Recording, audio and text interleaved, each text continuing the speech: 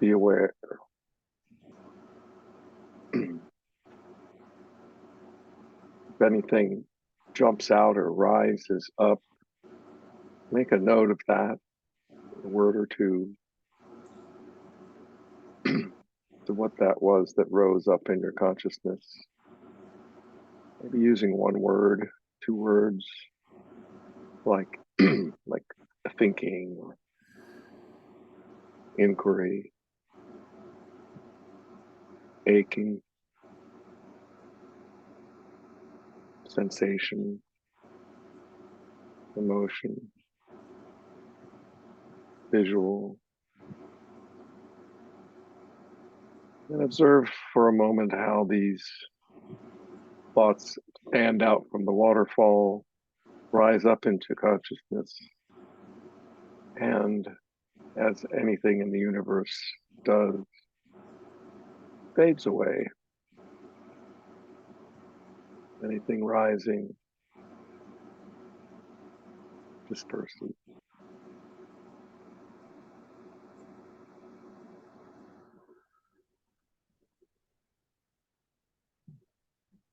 You take one deep breath and exhale. Another deep breath and exhale fully. At your own pace, another deep breath and exhale fully, relaxing as you do so. Let your breathing return to normal pattern. Open your eyes if they're closed.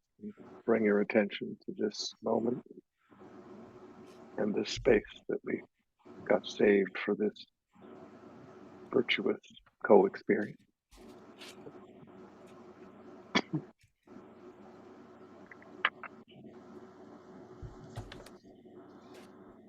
Okay.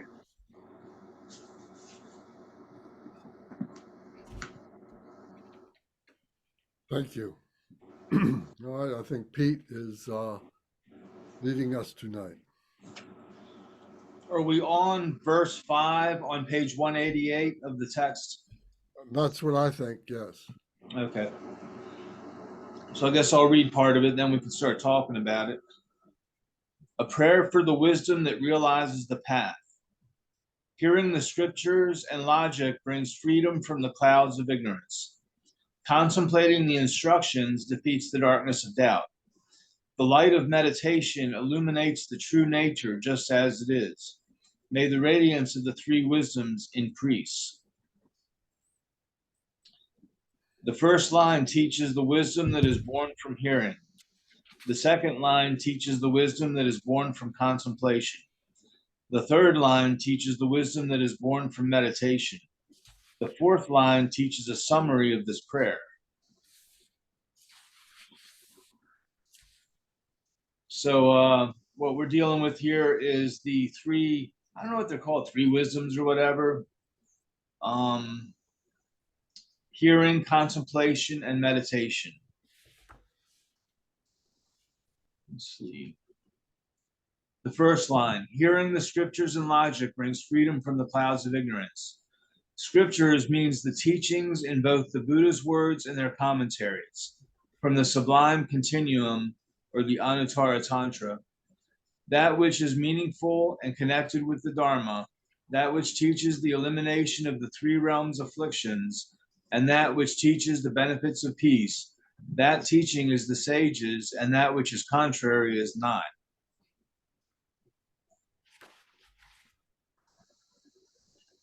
Thus, all the teachings that have come from the Buddha are the primary condition. We can categorize these teachings into three kinds: words spoken by the Buddha himself, teachings that he authorized, and teachings that had his blessing. Alternatively, there are the three categories according to the subject of the teachings: Vinaya, Sutra, and Abhidharma. Is the Mantrayana included within these scriptural baskets? It is the essence of all three. Therefore, although it is classified separately as the Vidyadhara basket, it is certainly included within these three. According to Karmapa Rangjung Gyalwa, it is practicing the profound sutras Vinaya and Abhidharma from Vajragarbha's commentary on the Hevajra Tantra, it is not the sage's viewpoint that there is a fourth or fifth vehicle in Buddhahood. As for the treatises from the Sublime Continuum, that which is taught by the minds free from distraction, that which concerns solely the teachings of the conqueror, and that which is in accord with the path that attains liberation, should be placed on the head as if it were the sages. So the first section we're looking at is hearing or learning the scriptures and logic. Logic is a very important subject in the monasteries. They spend a lot of class time studying logic. They call it pramana, and it has to do with like thinking clearly and so forth. And the scriptures are intended to make sense. Sometimes in like spiritual texts that you read from around the world, there's stuff you read and it's like, does this make sense? You know, the scriptures in Buddhism are intended to make sense. Let's see. Anyone have any comments? Makes sense to me. Makes perfect sense, right? Yeah. The Vinaya, I learned something recently about some sutra teachings. I always thought the sutra was all the words of Shakyamuni Buddha, but apparently some of the sutras are talks that were given by his disciples, like Moggallana and Shariputra and so forth. So I thought that was pretty interesting. They're included as sutra. Were they in the presence of the Buddha at that time? Have you seen that? Let me think. I'm not too sure. We'll have to I'll have to look that up. Yeah. Because I've read some things where it seems that the Buddha was there and the Sangha was there, and then maybe Modgyal Lama spoke up during that time, and then there became a dialogue between him and say Ananda or something like that, and that became part of that particular sutra. Oh, okay. So I didn't know if there was a qualification that the Buddha was present during that dialogue. Yeah, that's a good question. Like, did it rise through his inspiration or something? You know. Right. Yeah. Okay. Yeah, we'll have to find out about that.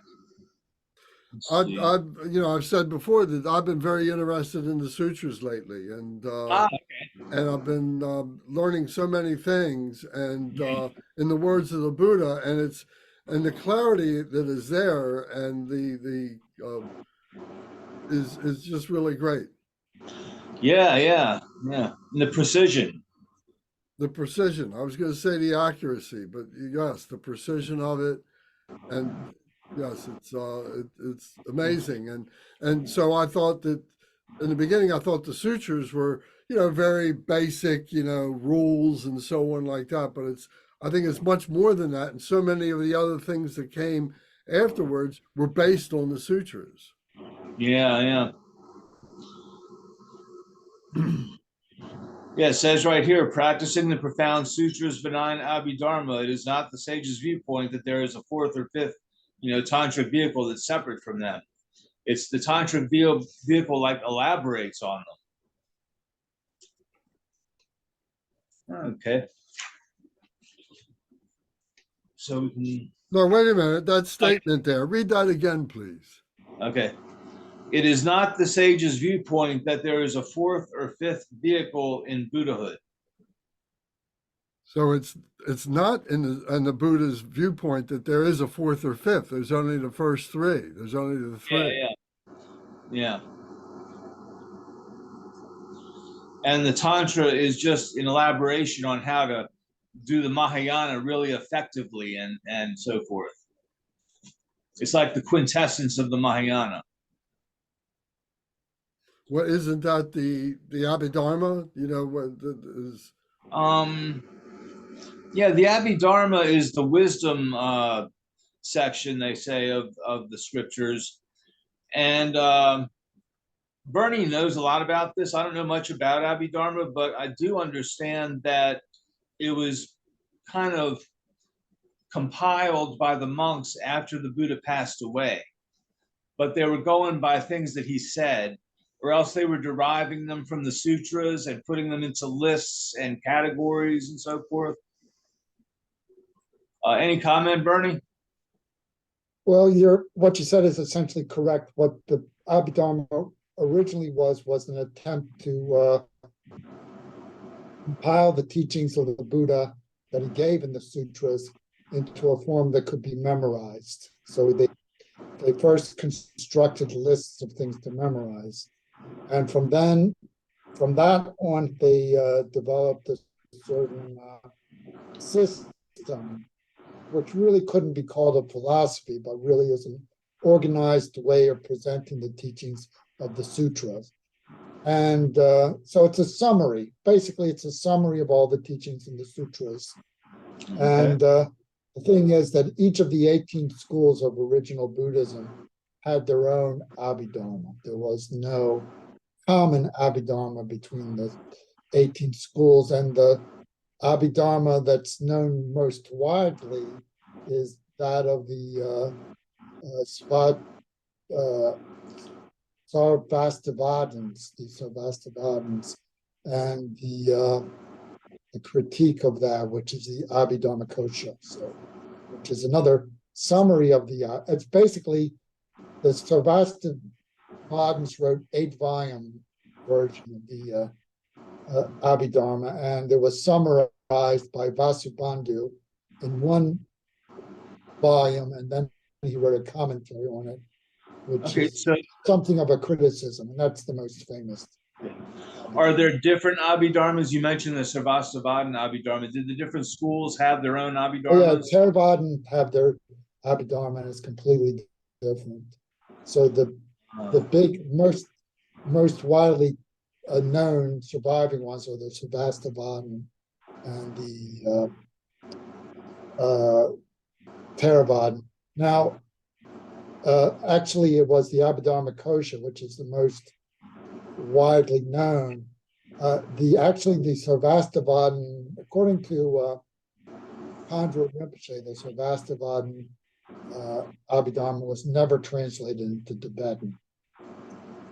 It's in Sanskrit, but never in Tibetan. Instead they studied the Abhidharma Kosha. Okay. The Tibetan Vinaya isn't it the Mula Sarvastivadin? Is that related to the Sarvastivadin? Yeah, there's, I believe, the Vinaya in Tibet was derived from the Mula Sarvastivadins, right? The Sarvastivadin Vinaya. The Vinaya in China is different school. I forget which one, but so there's basically 3 Vinayas that are widespread right now: the Theravada, the Sarvastivadin, and the one that's done in China. And I think it's the Dharma Gupta, but Dharma Gupta, but I could be wrong about that. That's just from memory. Yeah, I'm not sure either. Curtis had something he wanted to say. Okay. Yeah.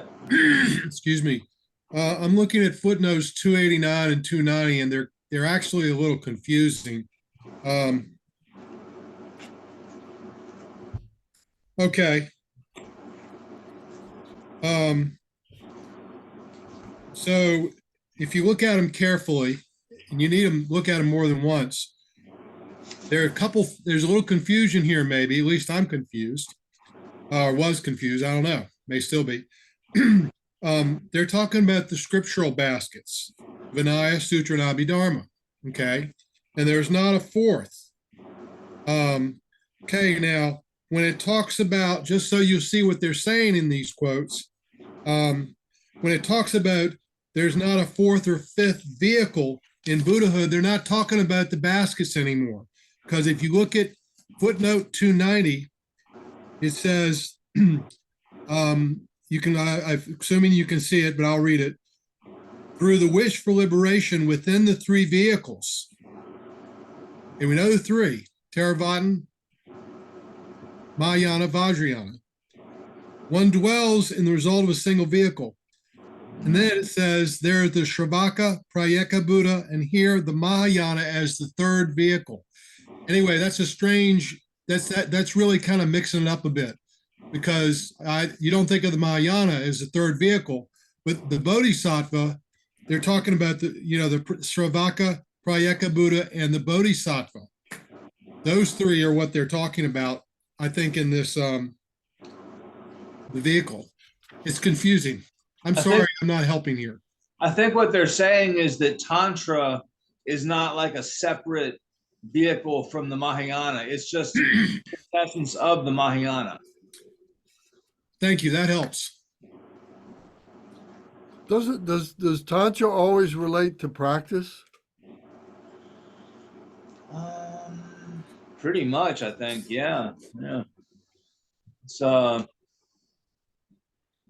that's why scriptures, but they're all practice manuals. They're guiding sadhanas and so forth. Some of them are actually sadhanas, very long sadhanas. Yeah, I think it's a point of controversy in Tibetan Buddhism whether there is a view of Tantra which is different from the view of emptiness, or could be considered higher than the Madhyamaka point of view. Some people said yes and others said no. But as a practical point of view, it's generally considered that the Tantra is a faster way to traverse the Bodhisattva vehicle. is in many books they'll have a list of enumerations. Would you say that there's a corollary between the Abhidharma and these lists of enumerations?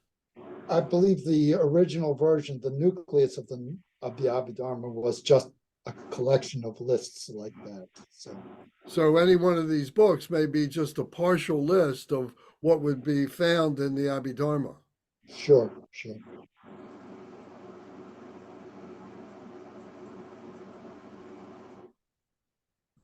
Okay. Okay. Thank you. Okay. I think it's also important to note here that the enlightenment in Vajrayana is not different than the enlightenment in Mahayana. The enlightenment, the path it's different than the standard Mahayana, but the enlightenment itself is not different. Right. When we speak about enlightenment, there's it's just one enlightenment, so to speak. Just enlightenment, yeah. And so, right. So the path in which you take to get there is the differentiation. So I got a question. Oh yeah. I'm being I need help. Thanks, Pete. So when there's talk about the three vehicles, I always thought of it as Theravada, Mahayana, and Vajrayana, but is it? Is it actually Shravaka, Prayeka Buddha, and Bodhisattva? Yes, those are the three vehicles. Say that again. I want to make sure I understood what you said. Yeah. Curtis, what did you say? Okay. I'll try to say exactly what I said, because it'll then Pete can straighten me out again. So I always thought of the three vehicles as the Theravada, the Mahayana, and the third yana, the Vajrayana. But here, according to this footnote, it's the Shravaka, Prayeka Buddha, and the Mahayana, or which would be the Bodhisattva vehicle. Is that correct, Pete? Yes. And the Tantra is part of the Bodhisattva vehicle. Correct. So why do we always talk about the three yanas as vehicles then? We're not getting it right according to what you just said. My understanding in Tibet is that when they talk about the Hinayana, they're not really talking about the Theravadins per se, because the Theravadins actually have some Bodhisattva yana in them. What they're saying is it's like a level of practice where one is the Shravakas are hearing how to practice liberate themselves, and they have this goal of just liberating themselves. Whereas the Pratyeka is a little bit different because they have a certain amount of wisdom that they don't need to hear and study scriptures and stuff. They just meditate for like a really long period of time and then become enlightened by themselves. And then, of course, the Bodhisattva yana, is considered by Mahayana Buddhists as the culmination of the scriptures.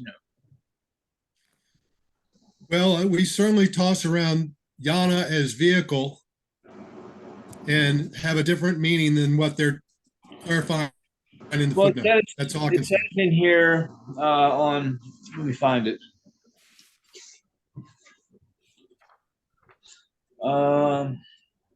Yeah, in the paragraph in the middle of the page, it says, therefore, although it is classified separately as the Vidyadhara basket, that's the tantric teachings, they are certainly included within these three: Hinayana, Pratyeka and Mahayana.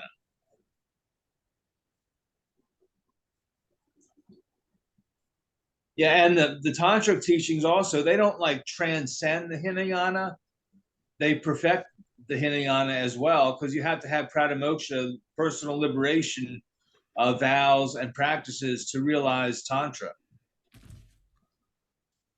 Well, I mean, this is from the viewpoint of Situ Tempe Nyingje, right? Yeah, So in teacher. the Jewel Ornament of Liberation by Gampopa, I thought he clearly says that Shravaka and Pratyeka Buddha are part of the Hinayana level of teaching. Yeah, I think so. Yeah. So, so is this a difference of viewpoint of the commentator, or is it a level of realization, do you think, of either the practitioner that you're talking about, or is just simply the viewpoint of the commentator? I go with what Lance has said. I don't think we're supposed to pick one or the other. They're just the commentator is just kind of breaking down the categories different, but it overlaps completely. It just overlaps a little different in terms of what's one, what's two, what's three. So yeah, so many of the different practices, et cetera, that we do, sadhanas or commentaries, sometimes when the lamas are presenting them, sometimes they will always preface it, from the point of view of this particular teacher or so on, and this particular teaching or something like that. Yeah. And the Hinayana is not, rejected by the Vajrayana. It's not different than the Vajrayana. It's a part and parcel of the Vajrayana, I think. Because it's a level that you have to maintain while you're practicing the tantric teachings. I just take this as simply there are two different ways of breaking down the three vehicles. The one we've heard for a long time, and the way evidently this commentator is doing it, talking about it, Shravaka, Pratyeka Buddha, and the Mahayana. Oh, well, it's not like he's introduced anything different. Right. It's not really different. It's just a different way of breaking the categories down. Right. Yeah. I mean, sometimes you hear three vehicles. Sometimes you hear there are two branches of Buddhism, and the Vajrayana is just a subset of the Mahayana. Two or three, it's still the same stuff. All right, I'm not going to fixate on this anymore. Well, just for clarification, because you made a point about the Vajrayanist would validate the Hinayana experience or that level of understanding, etc. But if I'm not mistaken, I've always heard that it's the Hinayanist that does not accept either the Mahayana or the Vajrayana. That's true. Among some Hinayana, there's some schools were more Hinayana they had the 18 schools, back when, 1,000 some years ago, and some were more completely Hinayana. The Theravadan is sometimes considered a Hinayana school, but it's not entirely Hinayana, Well, I always understand. And compassion for others, for example. I always understand Hinayana to just be a Mahayana or Vajrayana term for the Theravada that is not really polite.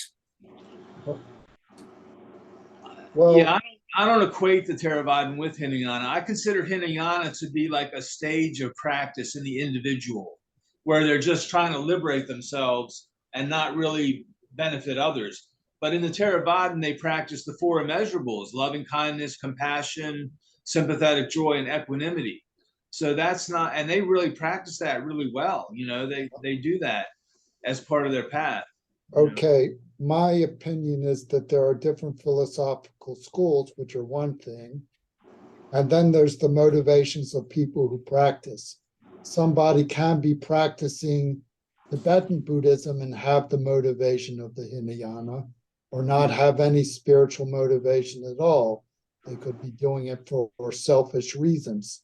So it's practitioners who are Shravakas, Ucheka Buddhas, or Bodhisattvas, and not schools of philosophy which are associated with them.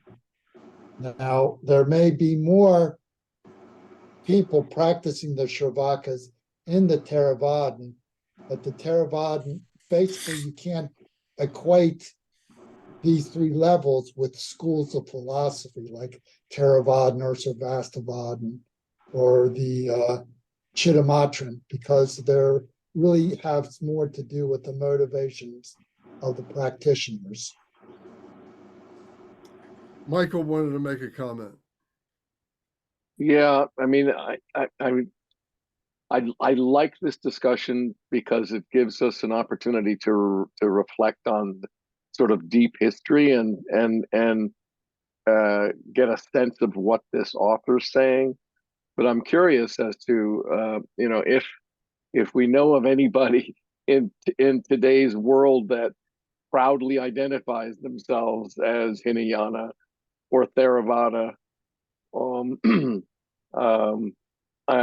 I mean, my wife doesn't know what the hell that is. You know, she's a Thai Buddhist, and she doesn't know it's Thai forest.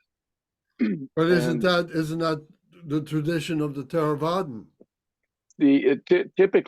typically Southeast Asia is the birthplace of the Theravada that was translated to the West, especially with its emphasis on meditation and contemplation prior to the rise of the possibility of bodhisattva experience. But I'm wondering if the people that are in those societies fight over whether this is the label that I like and this is not, and don't call me that.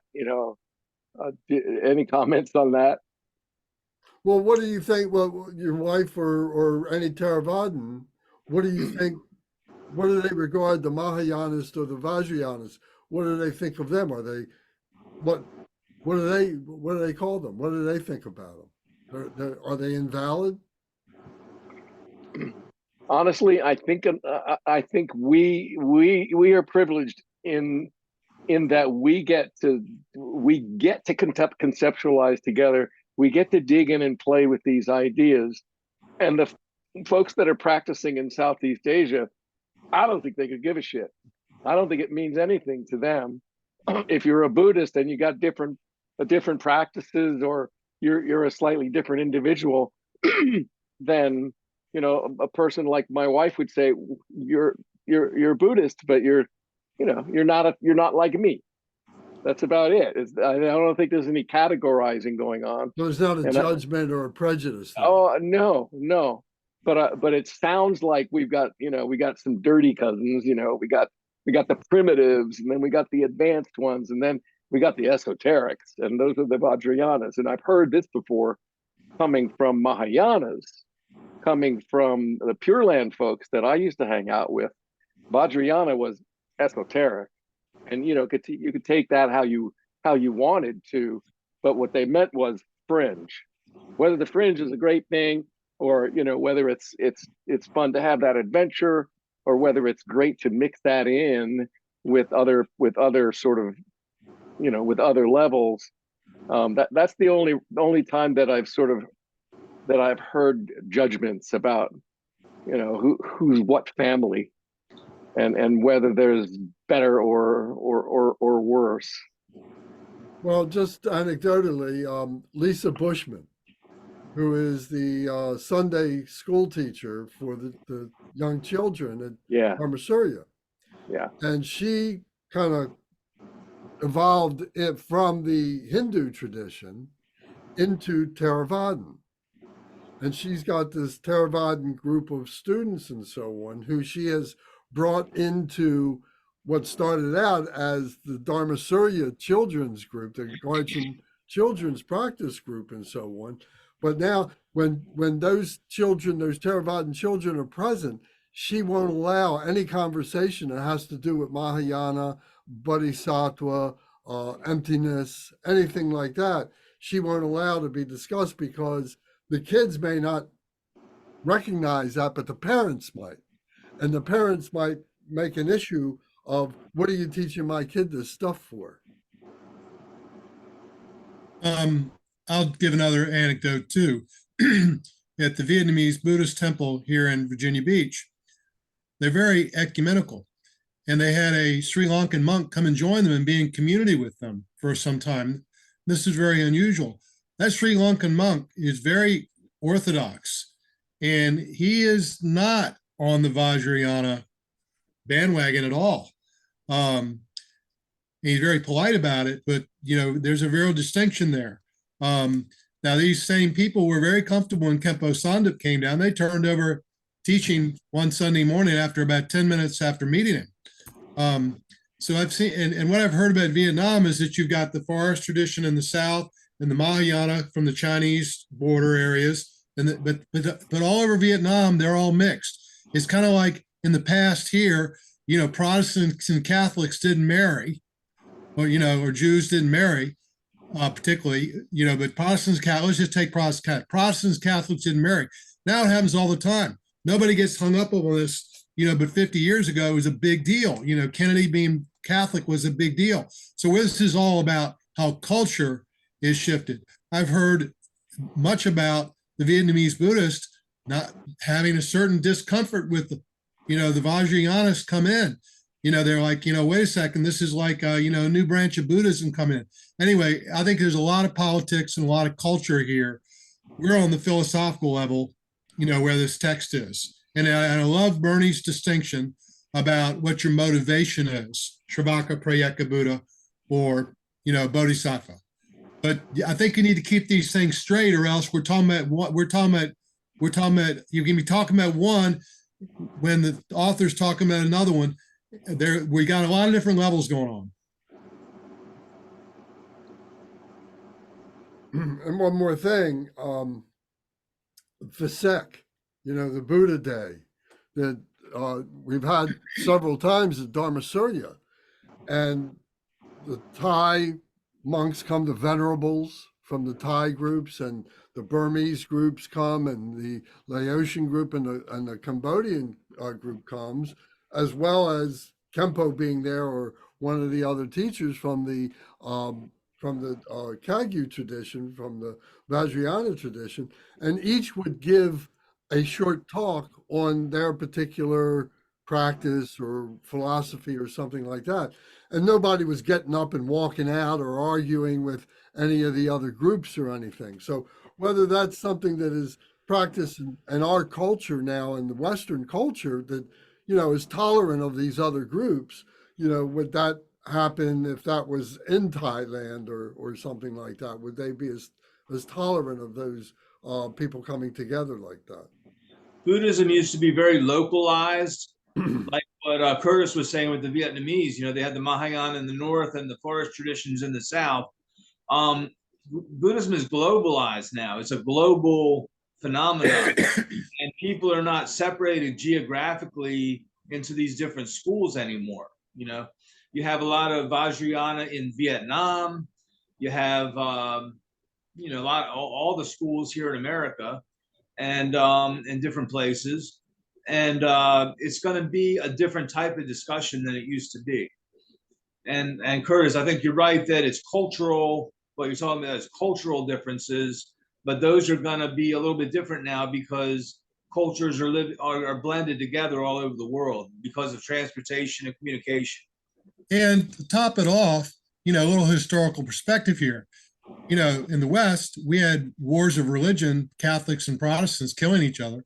But, back in Tibetan history, you had Gelupas and Kagyus and Drikungs, territory, taking over each other's monasteries, making people join their sect, getting politics involved. There were massacres of things. I mean, it was quite messy. This was life and death stuff, not philosophical. Well, I think comparative literature, if it exists, as an academic pursuit or as an interest or as a passion, is really, really worthwhile, because that's where you specifically talk about differences, features, without judgment. It's just sort of, this is what happens here and this is what happens here.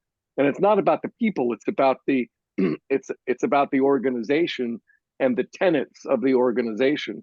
So I'm glad Pete's bringing this sort of window to things, because it puts the onus on the individual, and how they carry what they carry. And if they want to identify, I mean, it's me, if I want to identify as queer or I want to identify as a chipmunk, I get to do that, right? and somebody might argue that I don't look like a chipmunk, but at the same time, I get to. And sooner or later, someone might want to discuss, well, people do live as furries. I mean, I know a guy in the Koji who's a furry, and you could actually have conversations around, well, what's a furry like, as opposed to your general queer. And there could be some differences that are interesting and that tell you something about how people are living their lives. And I think that's where it becomes salient to us, is if, what does it matter to them, and how does it change how they see their activities in life? I think that we're seeing things, in a liberal light that is present now, that has never been as powerful as it is, although we're in this midst of this kind of recoiling of this conservatism all around the world, all these different cultures and so on. But generally, there is this meeting of the East and the West that on this scale has never ever happened before. And so if we were able to see in the future, come back in 500 years from now or 1,000 years from now, there would be quite a morphing of these cultures coming together, and including the Christian culture and the Western cultures, the Judeo-Christian. We would see something that might be quite different than what we're experiencing now. The essence of the teachings may be the same, but the way in which it's practiced and taught may be quite more tolerant and open. I think the flow that we're thinking about is just like breathing. There's, right about now, you've got expansion and contraction happening at the same time. Some people are inhaling and some people are exhaling, and that's the global nature of things, because we're just not consolidated as people. Yeah, I mean, that dualism has always been present, but never it's such a how would you say, Radicalized. Radicalized, yes, or so present in people's minds. In your face. In your face. So there's such a great deal of intolerance. The hatred between these groups is, as they would say, it's visceral. When I had people coming by the temple, there were Muslims came by, there were Indians, Hindus came by, there were people that had some sort of Christian background or Jewish background, all sorts of different backgrounds. And I'm sure Lance saw this because he's been dealing with all the same thing a lot longer than I have. Every one of those audiences requires a different way of talking to them, to respect their tradition, to help them understand things from within their tradition, to move the ball a little along. It was fascinating the exercise of trying to talk to people in a meaningful way, given their backgrounds. The way I would always do it was always to talk about the four immeasurables, because all those traditions all share the four immeasurables, although they might put it in different terms. And the four immeasurables were the Buddha answering a Brahmin's question. Speaking to a Hindu in a way that he could understand, and what is it? Brahma Viharas. I don't forget, what's the term? The other term for the four immeasurables? The Brahma Viharas, you were right. Okay. Oh, that's a Hindu name for it? He was- It's Buddhist name for it too. It has more than one name in Buddhism. So it's a Sanskrit name. Sanskrit, right. But a Brahmin asked him a question. I forget what the question is, and those were the teachings to the Brahmin in a language that a Hindu could completely relate to.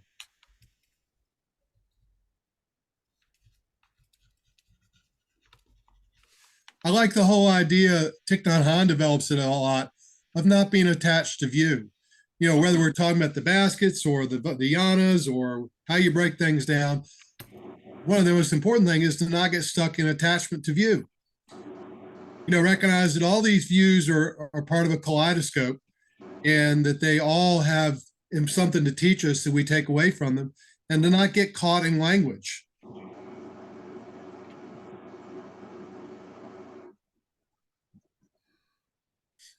Very good discussion. Thank you. All right. Shall we proceed? Please. All right. So top of page 190 in the book. These are the commentaries to the views contained in the Buddha's words. Arya Bodhisattvas, Arya Shravakas, and Panditas, who were ordinary beings, composed them after the Buddha demonstrated passing away from this world. There are many ways of categorizing the commentaries, such as the two categories of general commentaries and specific commentaries.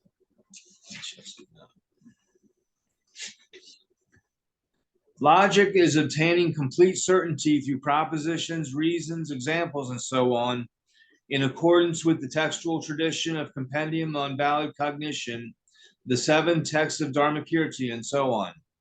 Logic brings a general understanding of any subject that has to be understood. Through hearing the scriptures and logic from the Guru, there arises the wisdom that is born from hearing. This brings freedom from its contrary, the clouds of ignorance of scriptures and logic. Acharya Chandrakirti has taught that just as a man with sight can easily lead a crowd of blind people to the place they wish to go, in the same way the intellect leads the sightless qualities to Buddhahood.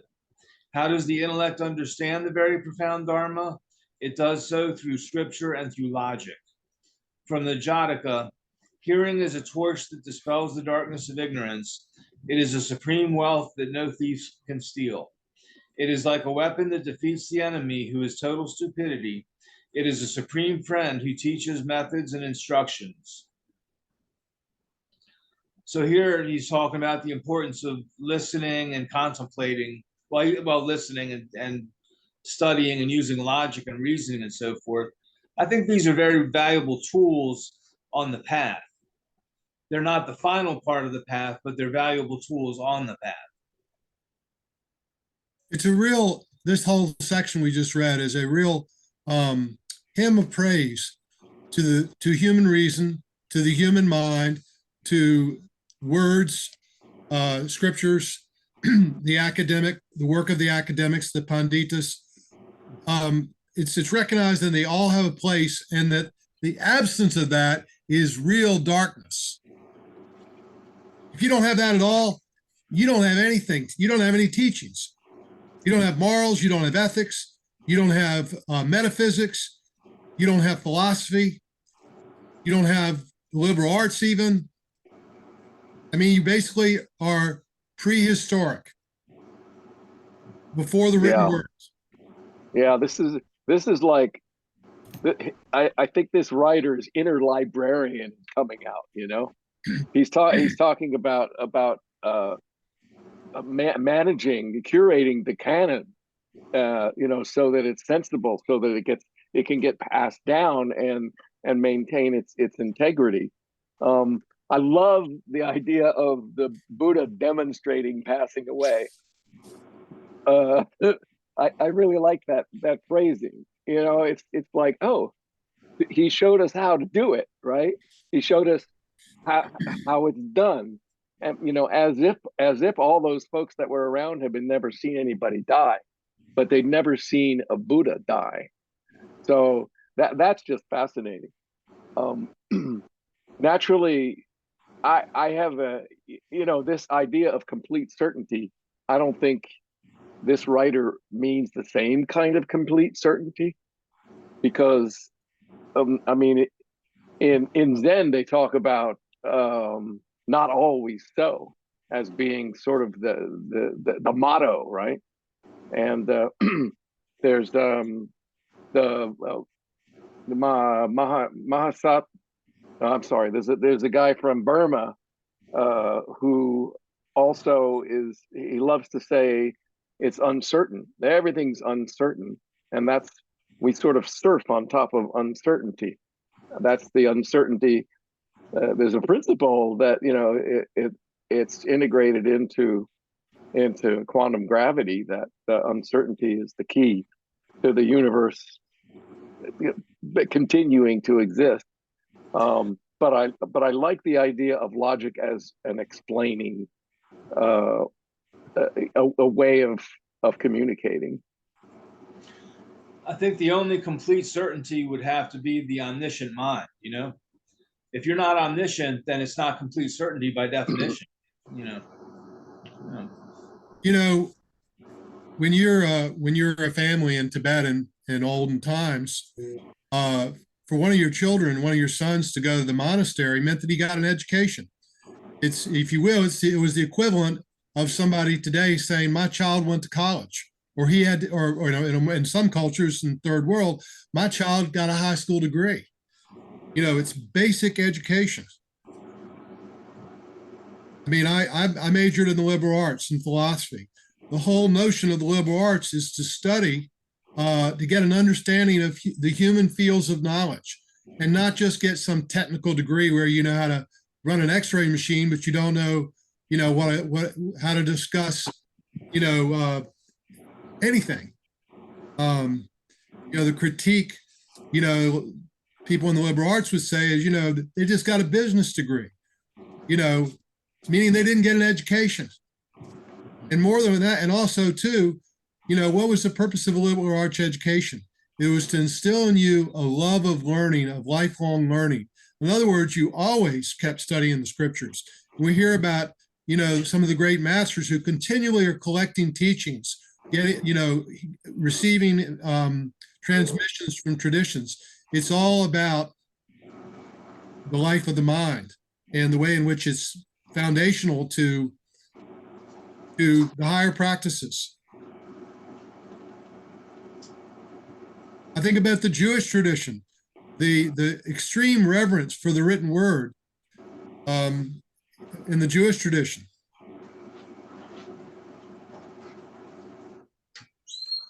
Well, I think this exploration into logic and this talking about it and so on is another way of saying critical thinking. Mm-hmm. And the thing that we haven't gotten to in this text, I'm sure at some point it gets there, but it has to be considered, well, who is the thinker? And at that point, then everything just kind of, just comes to a rest. And that's where, if there's the certainty, that's where the certainty is, that it's the thinker itself has to be liberated, and this is all just an exploration, but it's not a definitive answer of what is beyond the emptiness. Or education makes you capable of discerning. And if you can fully discern, you can leap beyond discernment itself. Well, I think it's the logic of Vipassana, the sort of inquiry layer by layer that gets us to the point where there's not an answer, and that's the answer, and that's Right. emptiness. So we can just eliminate, we work ourselves down from the planet. Is the planet living? Is there anything left if you tear it apart? How about if you tear apart Chicago? Is there anything in there? How about if you tear yourself apart? Is there anything you have? If you tear apart your finger, is there any being in there? And the answer is zip. So that's the kind of logic that I think is just so important and useful for the most elementary thinkers, just to get that train of examination. I think the word we've used many times is this contemplation or whatever, and until exhaustion. All the myriad possibilities have been laid out, and now there's, it is what it is, and let's get just rest in it.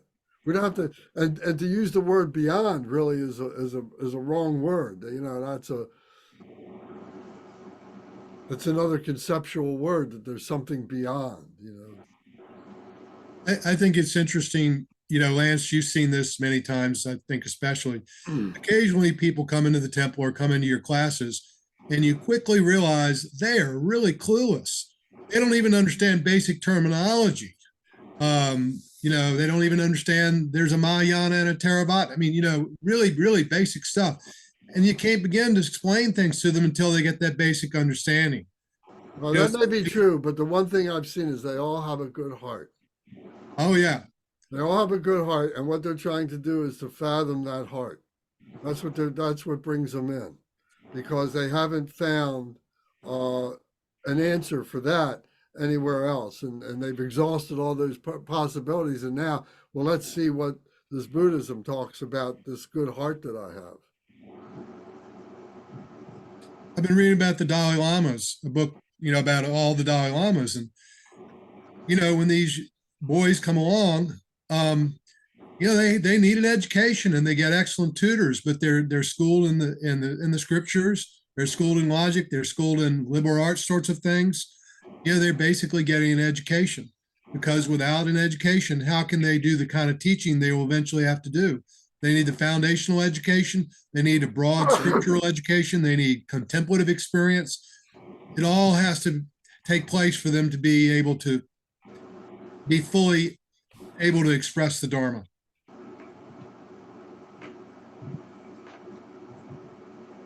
I just got to say one more thing.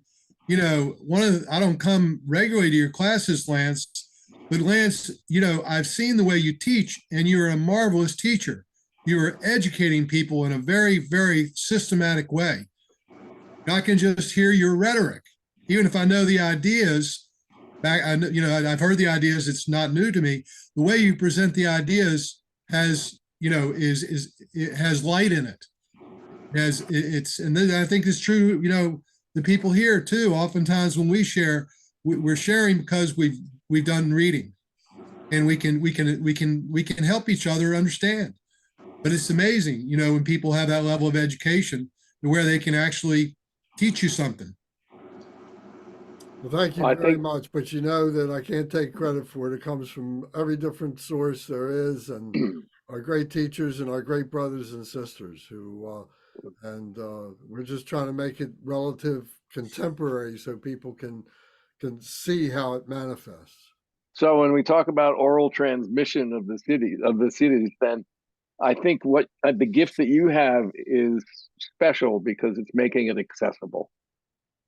All the factors that are involved in making it accessible, from your countenance to your vocabulary, to your anecdotes, to the repetition, to the continuous pointing at key components of practice and idea. The accessibility is really important, because it takes, a lot of folks come to these things with fully biased. I mean, that's the way we walk through life until somebody cracks open our heart or cracks open our head and, gives us an idea that that we're limited by our senses and there's more. And you do that really well. So it's making this information accessible on a level that just about anybody can get something to grasp onto and take home. Thank you very much.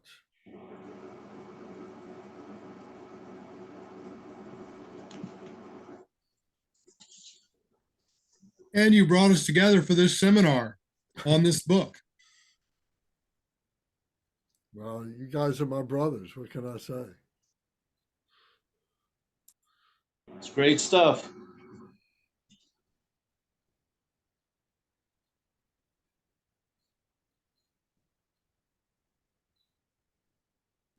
I mean, we're about to move on to contemplation, and then there's meditation. But you know, we have all of our practices, but what happens on Wednesday nights every couple of weeks is basically on this first level of intellectual understanding, of trying to, you know, grasp at the words that elucidate. And you know, the contemplation and the meditation are on top of that.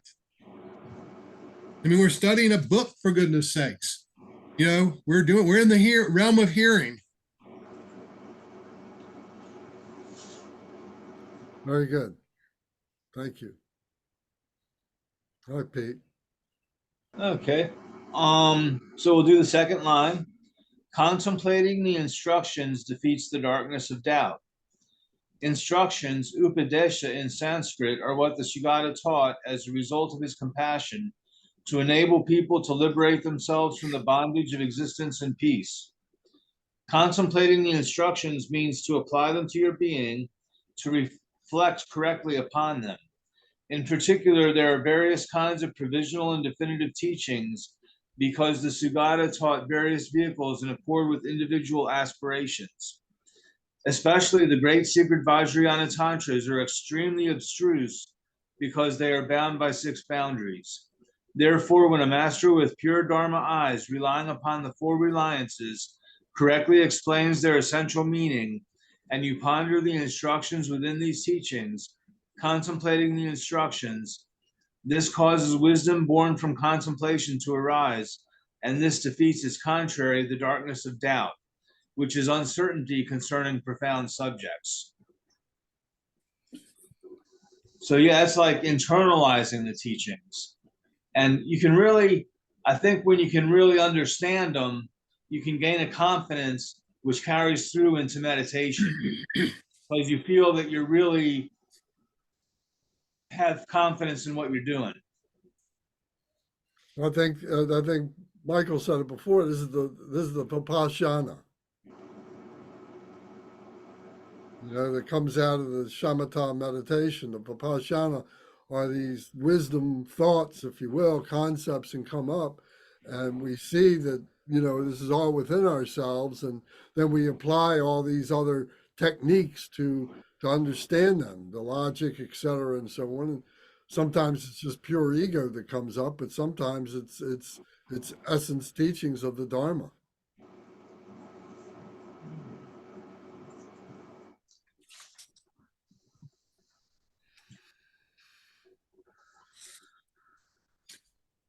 I just going back to page 188 at the bottom about these lines. The first line teaches the wisdom that is born of hearing. The second line teaches the wisdom that is born from contemplation. The third line teaches the wisdom that is born from meditation. They're all wisdoms.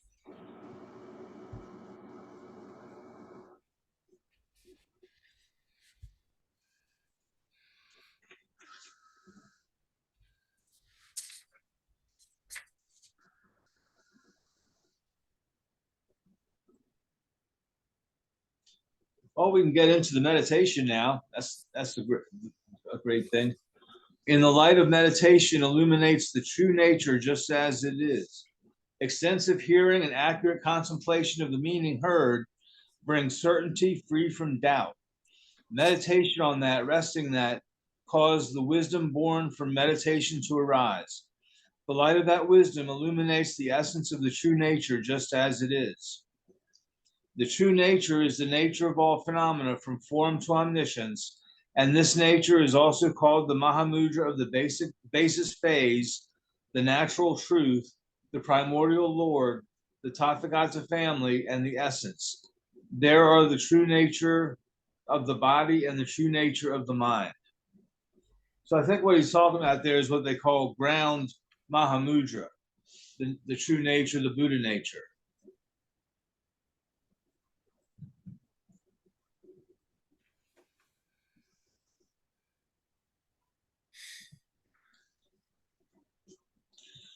The true nature of the body, from the Hevajra Tantra. The teacher with the 32 marks, the Lord with the 80 signs, is present in the form of sperm within the great bliss of the queen's vagina. You don't hear this in church too much, you know. In its absence, there will be no bliss. It cannot exist without bliss, for they are individually ineffective, they are dependent. The bliss comes from the deity yoga. Therefore, Buddhahood is not a thing, and neither does it have the form of nothing. It has the form of faces and arms, and because of great bliss, it is also formless. I think that's a really good point, because sometimes people get an idea of like emptiness is a big nothing, you know, and it's like there's this big blankness, and that's not it, you know. That would be a form in itself if it was a thing called nothing. Yeah. We ought to complete the paragraph. Yeah. Therefore, yeah, on the other page. Therefore, the innateness is all beings. Keep reading. Okay. Here, the word sperm means that which is created and appears from the relative bodhicitta, that which is the base for the supremely unchanging bliss, that which is the vital energy of the channels, winds, and drops, that which transcends having a nature of atoms, that which is the essence of wisdom, and that which is the natural body. Therefore, a glorious Rangjung Galwa taught that the channels, winds, and drops are a dependent origination arising as a manifestation of the mind, and that they are created by and appear from the relative bodhicitta. They are the base for innate wisdom, and therefore are the true nature of the Vajra body. It appears that the seventh Lord Karmapa has taught that the four kayas are present in the absence of the stains of the 8 aggregations of consciousnesses, and that this is the same essential meaning as Venerable Rangjung's teaching of the primordial increasing family. There are many scriptures and much reasoning that establishes this is valid, but I will not go into them here. So here we're talking all about Tantra and the channels and the winds and the tigli. And I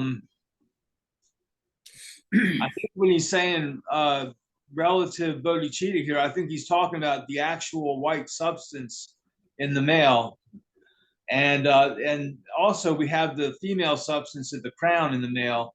And I think it's reversed in the female, that they have the red substance in the lower chakras and the white substance in the crown. And that's how Tantra works. You know, it's using the physical to attain the higher realization of awareness.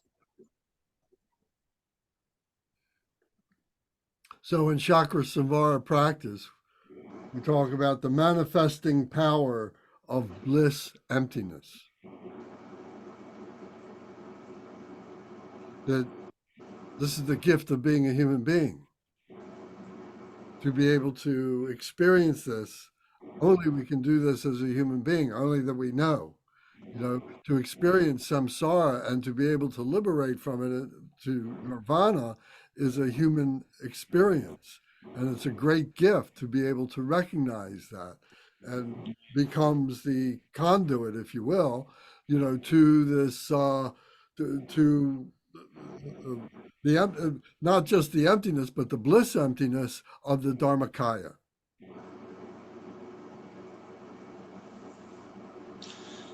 I'd like to mention something that I heard Lama Lena say recently. She's a Western woman that teaches Dzogchen and Mahamudra and so forth.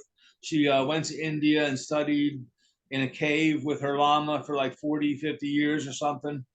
And now she's in San Francisco teaching on the internet. And but what she said was that her teacher said that the definition of human in Tibetan Buddhism is the ability to use like abstract concepts and words and so forth. So that it's like a squid and an octopi. The octopi could be human because they communicate with each other. We don't know how abstract their communication is, but to teach and learn the Dharma, you have to be able to use words and so forth. And then dolphins could be considered human. So in that sense, because they communicate with language, it's kind of proven. Maybe there's levels of how human they are. They're not fully developed, perhaps, in the human sense, but that's what human means, not just, our exact form as Homo sapiens, And we were thinking on different planets, there could be different types of humans. They may have different types of forms than what we're used to, because the living beings on a planet are developed in the context of the qualities of that planet. So that if it's 105 degrees at the coldest and 1,000 degrees at the warmest, a form of life, if it can form in that sort of thing, would be much different than what we're used to on this planet with our temperature range or our gravity or things like that. So is evolution a hybrid process? And that It's totally we are hybrids of that which we come from, and that where we go becomes hybrids when we start implanting the chips into our heads and so on. Right. Yeah.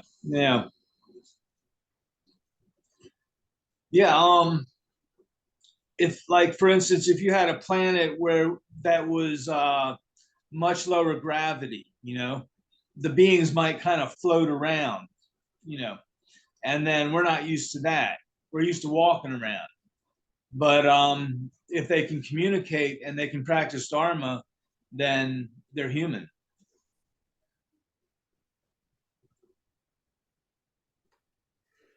Yeah, it's all fascinating stuff. Yeah, just some, going off on a tangent a little bit with that, but I thought it was kind of interesting to bring up. And as we develop in the womb, the zygote, goes through the stages, the reptilian stages and so on. Yep. There's a tail at a certain point, and then the tail disappears, and all the levels of evolution that humans have gone through up until now are gone through in miniature form as a zygote. The term is, or the simple statement of that is, ontology recapitulates phylogeny. That's the complex way of saying what you just said, Pete.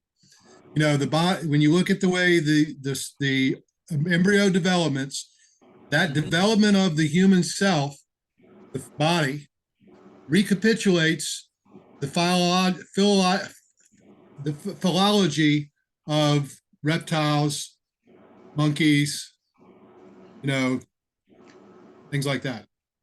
Yep. How do you define recapitulates? It means it goes back to recycling. It covers the same territory. Yeah. So the development of it basically is saying that the development of the human form, in the embryo, recapitulates, goes over the same stages of evolution of form among the various types of beings. From all the way from zygote to little creature that looks like an insect. Through we have a tail at some point. We go through all those things in the womb. Yeah, that's what that means. it's like an accelerated series of genetic mutations that humans have brought into their gene structure You know, it sort of has to manifest itself as our tissue develops.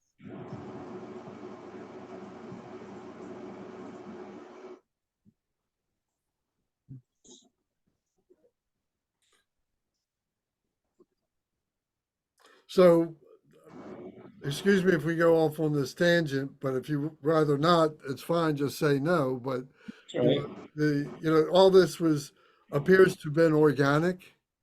That it happened without the intervention of a human or some animal or whatever, tweaking things and splicing genes and doing stuff like that.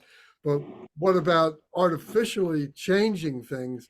Because human beings, are trying to go in this direction to develop the artificial intelligence that could then be embedded into a normal organic human being.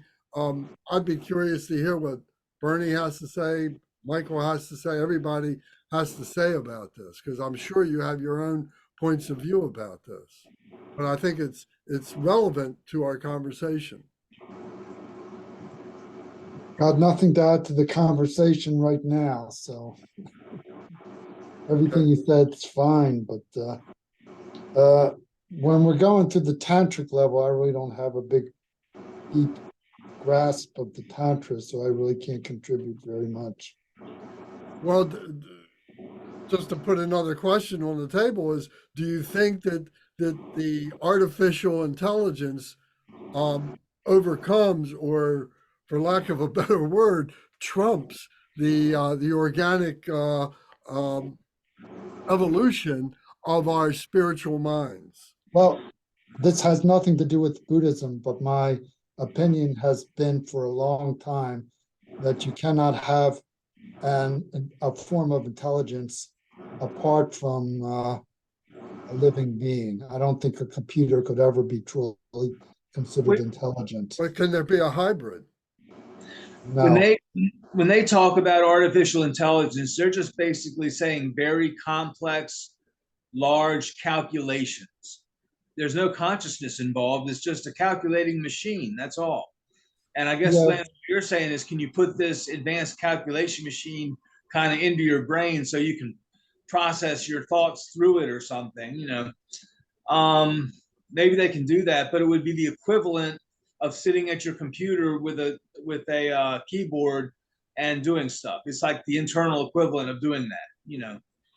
The machine's not intelligent. It's just doing a lot of physical manual calculations very rapidly and very extensively, huge numbers of calculations blending together at one time or whatever. Go ahead, Bernie. Okay, well, to bring it on a tantric level, I don't think you can have consciousness apart from the winds, channels, and drops. And computers don't have winds, channels, and drops. There was an interesting guy that was fired recently from Google because he said the machines are starting to become sentient. Yeah. And lots of controversy. I think he wasn't the best employee in some ways, so he's let go. But this was his claim. And this is where, the study of epistemology, the nature of knowledge, how we know things, and the idea of consciousness. A lot of philosophers just say, you're never going to get anything. Machines are never going to go beyond a certain point because they're just strictly limited. I'd like to hear what Michael has to say about this. I have some students that I have a couple students that work for me who are playing around with the Chat GBT, which is the latest developed accessible AI, and this is what's going to change our context. I really feel like humans have been victims of our context, except for when we impact it.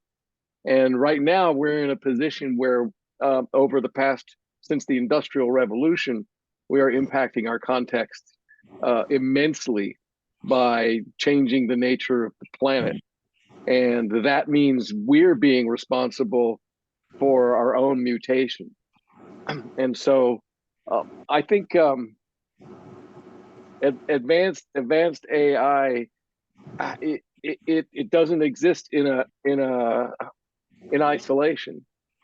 and our students who are using AI, and I've got some students I know from India that are using it to help them rewrite their papers, because they can plug in some stuff into this one AI, and it pumps out this beautiful story, around how they wanted to communicate, and then they get to communicate that way.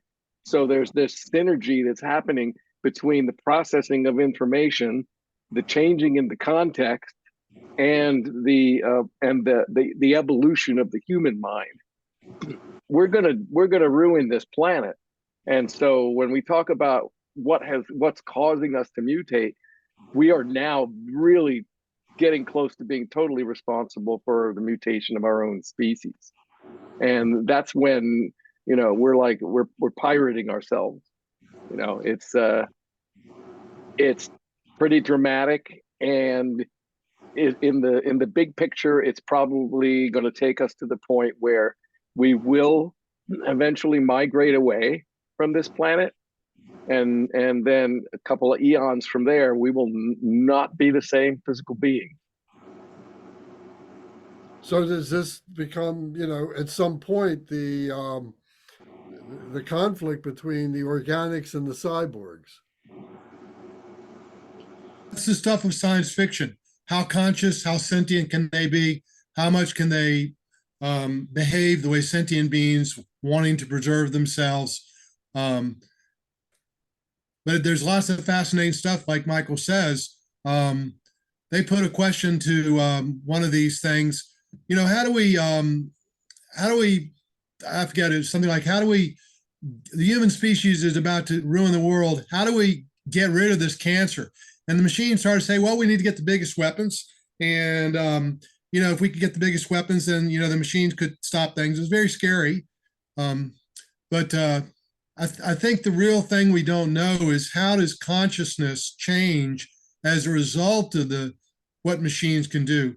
I mean, the kids growing up with smartphones are a totally different kind of they have a totally different way of being than all of us here who did not have smartphones until maybe our 40s.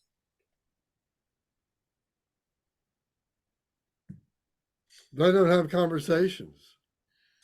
They Yeah, well, use emojis. To get a sentence out of them is incredible. I got a 12-year-old grandson, and it's impossible to have and his mother says, yeah, he does that the same way with me, but she does it with me too.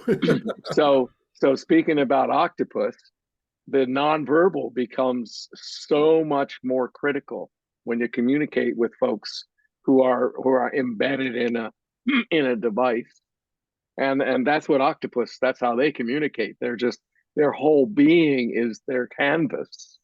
And the coloration that happens, the storytelling that happens, is this beautiful swirling of color and rhythm, and it's just amazing. But I think humans could get to the point where that becomes second nature to ourselves, that we get to maybe be able to control when we blush, when we look deflated, when certain parts of our body take on certain hues. It's just, I don't think there's any limits to what can happen. I'm waiting to hear when an AI declares that it has Buddha nature, and then at that point, then we get to argue that fact. And I think sentience pretty much requires that at the heart of the being is a greater, grander being that is primordial. It somehow is consciousness, mind, and you can mimic mind and consciousness, but it's a very different thing to say there's actually consciousness in the machine. There's a ghost in the machine. And we're not, it's going to be, this interface is not going to get resolved. There are going to be a lot of things that push boundaries, make people ask philosophical questions, but machines not becoming sentient, actually becoming sentient, is the stuff of science fiction. Bernie had something to say about this. okay, I just asked Bing do you have Buddha nature? Do you want me to read what it said? Yeah, sure. Okay, it says, Buddha nature is a term that refers to the fundamental nature of all beings, that is pure, natural, and luminous. It is also the potential for enlightenment that all beings possess. Buddha nature is not something that can be easily defined or conceptualized, but rather something that can be realized through practice and wisdom. Some Buddhist schools have different interpretations and teachings on Buddha nature, but is generally considered to be a core concept of Mahayana Buddhism. Okay, it didn't answer me. It didn't say one way or the other. Well, So what did you do? You asked the intelligence that, and that's what I've got Bing here and I just Bing. typed in, you have Buddha nature. Yeah. Yeah. Bing has adopted a lot of AI architecture. It's if just, it's a front end to Chat GPT, really. if I Google something, are they using AI to answer it, or? Oh yeah, they're using the same AI as Chat GPT. They're using the 4th generation model. So it's not definitive. It's just stating what we would always say. Yeah, it dodged the question. It dodged the question. Let me ask again. Well, no, I Is there a knower? Buddhism said there's no such thing anywhere, but still machines don't have what we seem to have, which is ability to know. Well, what we know though is is emptiness. Luminosity and emptiness. So luminosity refers to awareness, but in a non-dual sense, not as an subject aware of an object, but pure awareness. Machines are objects of our consciousness. Right. It's like in a dream. If I dream there's a computer, is that computer have consciousness or not? It's just an object of an aware being's consciousness. So I think AI will always be limited in that sense. Now, as far as the computational power, they're going to do a lot. An AI can out computational power any person, I'm sure. Well, isn't one of the things I've heard was that we have to allow the machine to design its successor. Okay, here's the answer to question number 2. Therefore, when you ask me if I have Buddha nature, I cannot give you a simple answer. I can only point you to your own direct experience of reality, which is where Buddha nature manifests itself.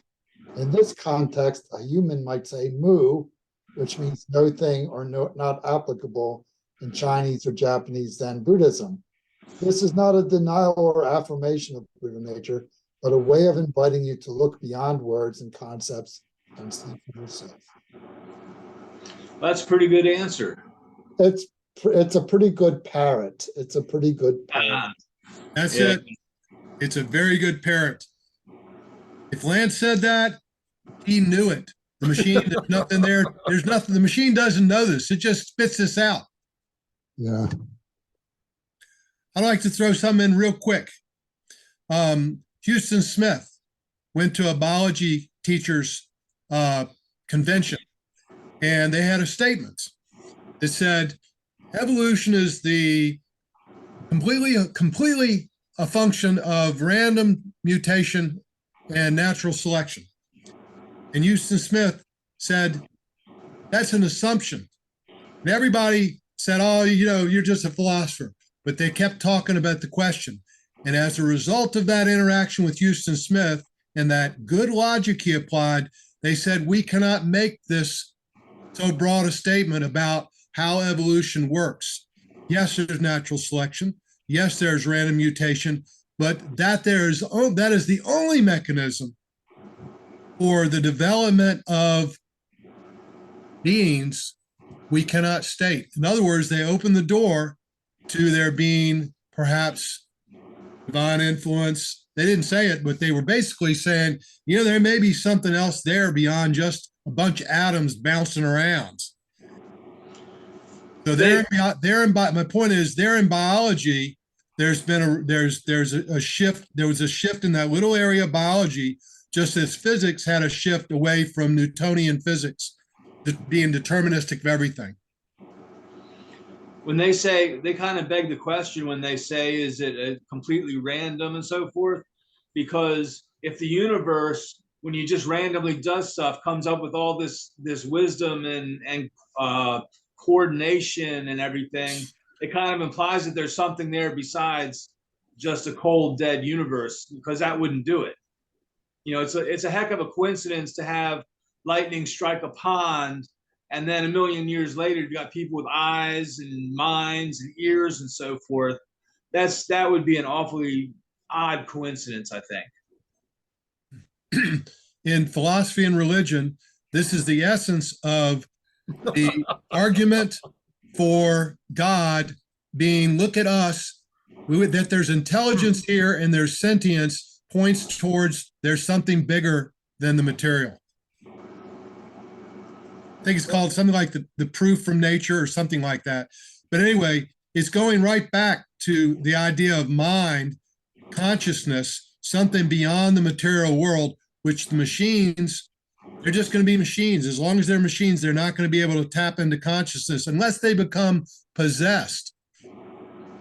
Well, isn't it true that everything we've been talking about is really three-dimensional, and we haven't been able to penetrate, you know, the fourth dimension, fifth dimension, etc., and everything changes because all we know and all that we can create is three-dimensional.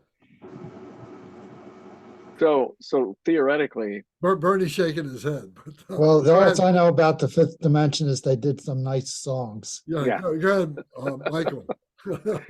yeah. So theoretically, if we want to, you know, go out towards the 11th dimension, or we want to think about the quantum gravity folks, they will suggest that our human bodies are machines, and that because of the nature of matter being so much grander that we could ever bloody imagine, that there are gazillions and gazillions and gazillions of calculations happening at any given instant that's creating our bodies, that's creating the house for whatever this intelligence is. And I would believe that if somebody told me that.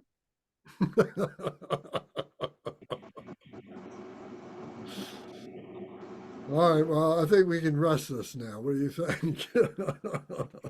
This contemplation has to come to an end.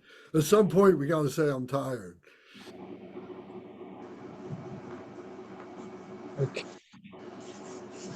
So where do we end? We ended at the right at the beginning where it says the true nature of the mind. Is that correct? Yeah, I believe I'm after Pete. And I think that Bernie takes us to the next dimension. We'll do the best I can for the true nature of mind. I'm sure it's not going to be easy. I'll be ready to strap down, Bernie. I'll put my finger in the electric socket.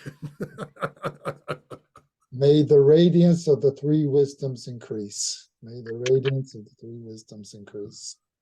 Bernie, did you fix your camera? Because I noticed it's not dropping anymore. If I lower it too much, it'll fall. I just have to keep it tilted up at a big enough angle that it won't fall like that. It's funny. It doesn't stay stable at a low angle. So Don't you have some duct tape or something? maybe, but as long as the angle is steep enough, it'll stick there. All right. Thank you, guys. This was great. The virtues collected in the three times by myself and all beings, samsara and nirvana, and by the innate road of virtue, may I and all sentient beings quickly attain unsurpassed, perfect, complete, and precious enlightenment. May the teachings of the great Tree Kumpa Ratna Shri, who is omniscient, Lord of the Dharma, master of interdependence, continue and increase through study, practice, contemplation, and meditation until the end of samsara. Om Om. Ah, Ah. Om, Om. Om, Om. Ah, Ah. Om, Om. Om, Om. Ah, Ah. Om. Om. May my May body, my body, speech, Speech. and mind and mind become become inseparable inseparable with the with body, the body, speech, speech, and mind and mind of all the All- of enlightened all the ones enlightened ones, for the benefit for of the all benefit of all sentient sentient beings. beings. Thank you. All right, Thank so we'll see each other again in 2 weeks. 2 All right. weeks, That'll It be was a the fun time. 26th. Okay. 26th. Okay. 26. Thank you, guys. Bye, Space guys. cadets. Ciao, ciao, ciao. Cheery, bye-bye. How's your back doing, Lance? It's still coming. It's going to be a while. But I'm I working hope you on it. feel better. Thank you. Well, I am. You know, at least I'm keeping my sense of humor about it. All right. I hope to Very see good. you again. Are you coming up for any of the functions coming up at Dharmasuriya? Pardon me? Are you coming up to any of the functions at Dharmasuriya? Is there a Monty Druption coming up? Yeah. When's it going to be? I think it was the first part of May. I don't know. I don't think I'm going to go out to GBI for that quick weekend. No. I just don't think it's going to happen. Well, if you go out, you may have to quarantine for a while. You know, they're the way they're doing it. I think they figured out a way to bring people out, and they'll keep them separate from the monks. You know, they got to do something. I mean, because we're only going to be there 3 nights Right. if we do it, so that doesn't make any sense. Right. The Mani Druption is the 4th through the 7th of May at Okay. Dharmasuriya. So I don't know whether I'm going to go or not myself. You know, I'd have to find a place to stay, and I just, you know, I do something for a few hours and I'm whacked. You know, so that's the problem I've got. So Yeah. all right. Thank you, guys. Talk to you later. All right. Good night. Good night. Thank you, Pete. You did a wonderful job. Thank you, Lance. It's great to be in the group. I like your new iPad. Oh yeah. It's a Lenovo, but it's really cool. You know. Oh, it's great, man. It's terrific. Yeah. You look more handsome than ever. Yeah. We don't know if it's really you. You could be artificial intelligence. Yeah. All Cyborg. right. Good night. All right. Good night.